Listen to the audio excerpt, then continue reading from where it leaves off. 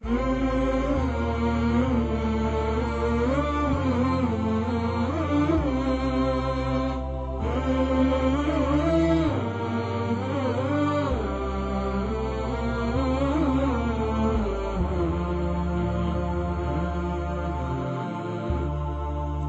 كتيرة بتتهدم، أطفال كتيرة بتتحرم من الأب أو من الأم، ويبقى ضعف الأسباب وفجأة تصدم الطفل المفاجأة ولا يعترض عالظلم. بيوت كتيرة بتتهدم، أطفال كتيرة بتتحرم من الأب أو من الأم، ويبقى ضعف الأسباب وفجأة تصدم الطفل المفاجأة ولا يعترض عالظلم.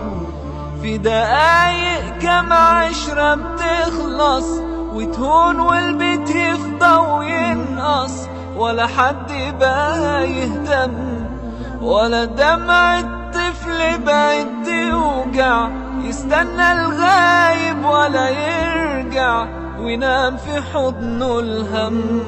في دقايق كم عشرة بتخلص وتهون والبيت يفضى وينقص، ولا حد بقى يهتم، ولا دمع الطفل بقت توجع، يستنى الغايب ولا يرجع وينام في حضنه الهم.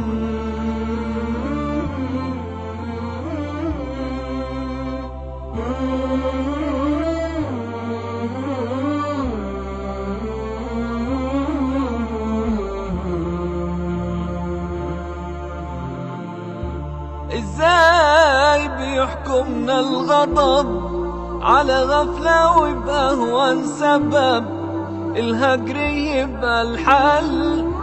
الأسرة بذرة مجتمع تضعف تهز المجتمع ويدفع تمنها الكل.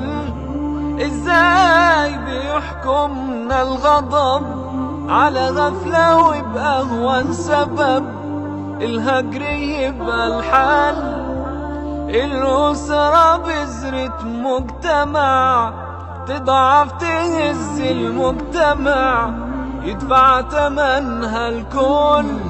في دقايق عشرة بتخلص وتهون والبيت يفضى وينقص، ولا حد بقى يهتم، ولا دمع الطفل بقت توجع، يستنى الغايب ولا يرجع وينام في حضنه الهم.